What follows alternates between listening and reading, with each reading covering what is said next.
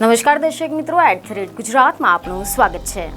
ગુજરાતની વિસાવદર વિધાનસભા બેઠક પર યોજાનારી પેટા ચૂંટણી હવે રાજકીય વિવાદનું કેન્દ્ર બની રહી છે, કારણ કે જેમ જેમ વિસાવદરની પેટા ચૂંટણી નજીક આવી રહી છે તેમ તેમ હાઈ વોલ્ટેજ પોલિટિકલ ડ્રામા જોવા મળી રહ્યો છે।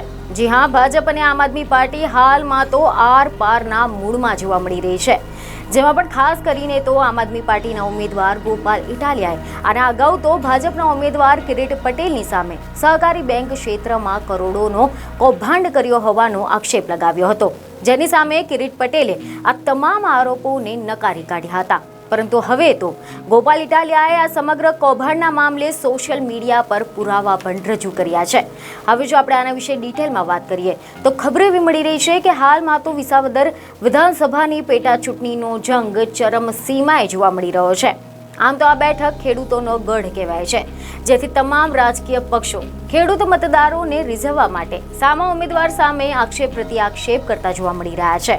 જેમાં હવે એવા સમાચાર સામે આવ્યા છે કે ભાજપ ઉમેદવાર કિરીટ પટેલ કે જેઓ જૂનાગઢ ડિસ્ટ્રિક્ટ કોઓપરેટિવ બેંકના ચેરમેન છે, તેઓએ જ બેંકનો કૌભાંડ કર્યો હોવાનો આમ આદમી પાર્ટીના ઉમેદવાર ગોપાલ ઇટાલિયાએ આક્ષેપ કર્યો હતો। એટલું જ નહીં, હવે તો આ મામલે પુરાવાની સાથે તેમને સોશિયલ મીડિયાના માધ્યમથી સમગ્ર કૌભાંડ ખુલ્લો પાડ્યો છે, જેમાં કઈ રીતે અલગ અલગ નકલી સહકારી મંડળીઓ બનાવી અને કઈ રીતે JDC બેંકના ચેરમેન બન્યા તેના પણ પુરાવાઓ રજૂ કર્યા છે।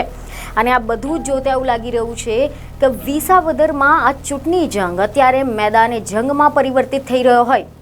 મહત્વનું છે કે આગામી 19 જૂન 2025ના રોજ કડી અને વિસાવદર વિધાનસભાની બેઠક પર પેટા ચૂંટણી માટે મતદાન યોજાવાનું છે, જ્યારે 23 જૂને મતગણતરી હાથ ધરવામાં આવશે, જેથી હાલ તો દરેક પક્ષ એડી ચોટીનું જોર લગાવી રહ્યા છે। બીજને ખબરો સાથે ફરી મળીશું। ધન્યવાદ।